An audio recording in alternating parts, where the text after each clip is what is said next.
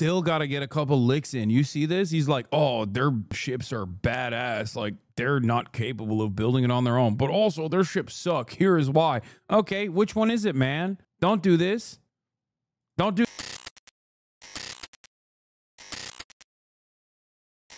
Anyway.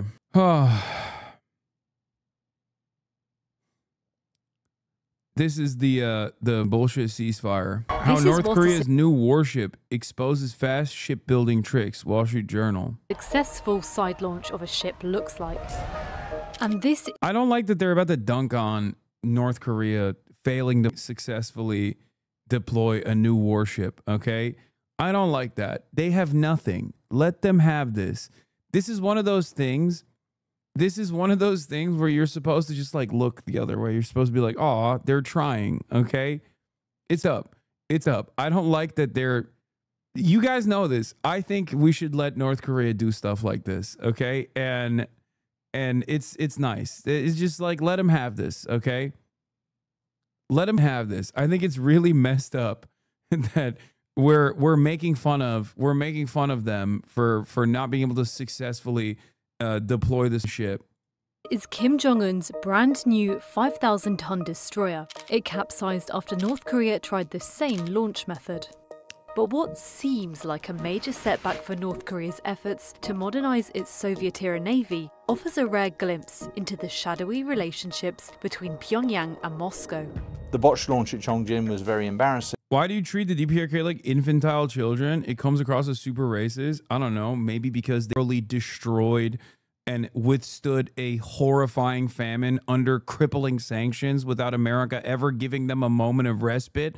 So the very fact that it's not like a completely collapsed society and instead has like or plays as like a competent military on the global stage is almost you know, it's ambitious. The fact that they are not, the fact that there is human beings there alone is insane to me. I'm a Jewish supremacist. Okay, fair. But these ships reveal deep technological ties between Russia and North Korea. Here's how Moscow appears to be helping Pyongyang build warships faster than China. Recently, North Korea revealed what appeared to be its most sophisticated vessels to date.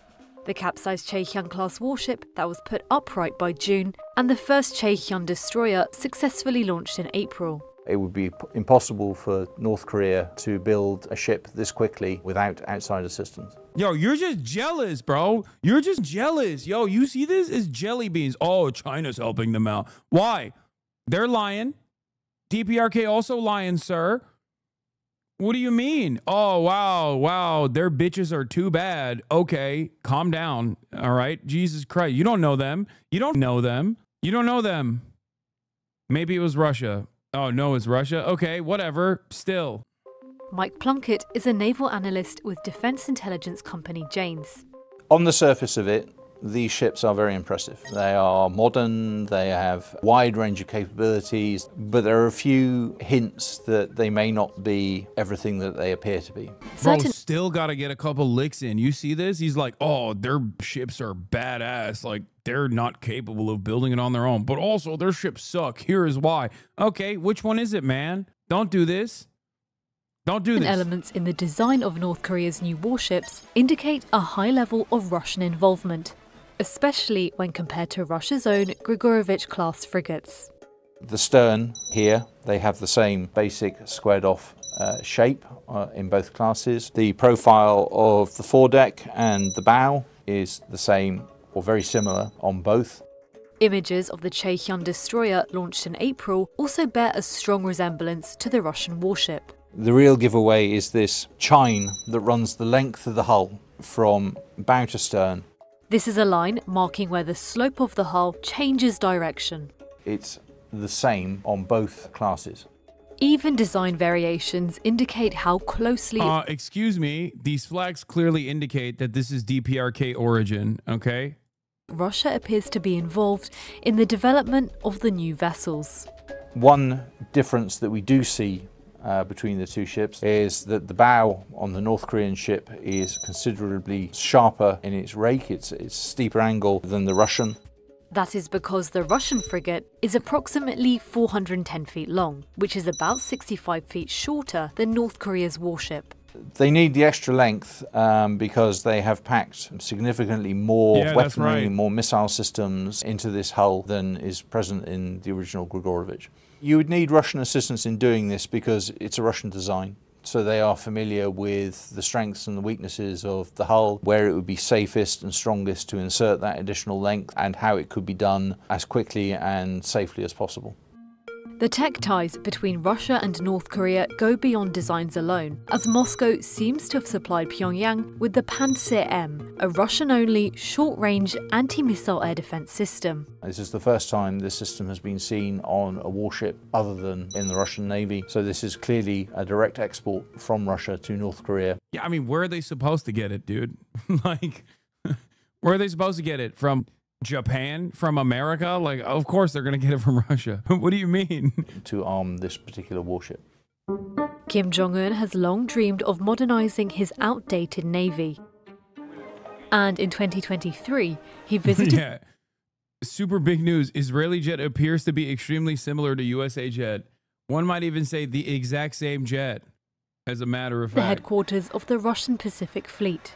At the time, it was billed as sort of a friendship meeting with Kim Jong-un being shown around the Russian naval facilities and shown how powerful the Russian Pacific Fleet was. I suspect it was actually a sales pitch as much as anything. He was being shown naval technology that the Russians could offer or were in the process of handing over to the North Koreans. In April 2025, Bro acting like he wasn't pro-Russia. What's your opinion on Russia-Ukraine compared to 2 years ago? Bro acting like he wasn't pro-Russia in 2023.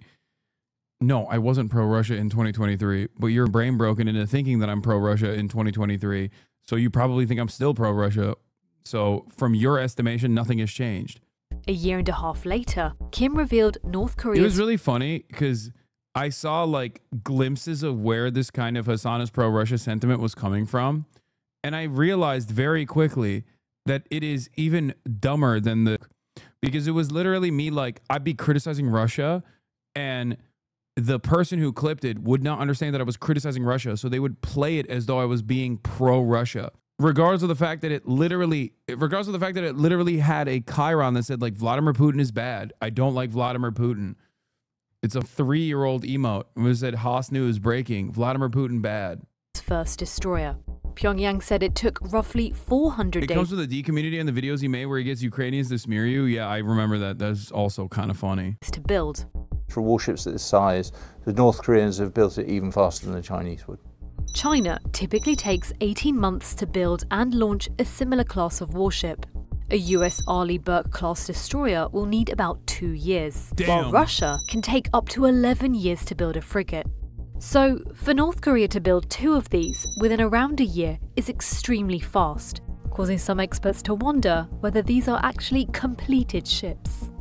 There are a few things in these images that point to the possibility that these ships don't actually have any engines fitted. So firstly, there are a series of vents in the funnel which are used to take in air for cooling the engine and other machinery deep inside the ship.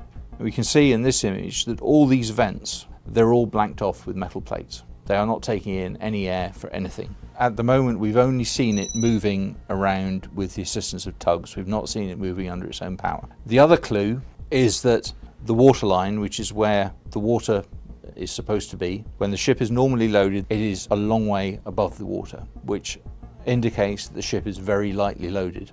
Now again, that may not be particularly surprising because she won't have any fuel on board, she won't have any provisions, any water, any significant amounts of weaponry. But it is still a very, very long way up, which suggests there's a large amount of mass missing. Bro, stop pocket watching. Stop pocket watching DPRK, man. The Cheohyun warships serve as a powerful propaganda tool for Kim. Shortly after launching the first destroyer, North Korea also demonstrated its ability to fire missiles from the ship. Look at that. We know the Cheohyun can fire its guns, we know it can fire its missiles. Whether it's capable of a meaningful operational engagement is questionable. Whether it's capable of moving anywhere under its own power is questionable. But even if there are no engines in North Korea's newest warships, the possibility that they could carry and launch weapons is a threatening development. If more modern platforms are starting to enter North Korean service, then it complicates the South Korean calculus on how they deal with the North Korean Navy and provides North Korea with more options for striking at South Korea or US bases in the region. Look at Kim's face, bro. Look at this. For my man's striking tough. at South Korea or US bases. Look how tough he is, bro. Look at his mouth. He's so tough. Dude.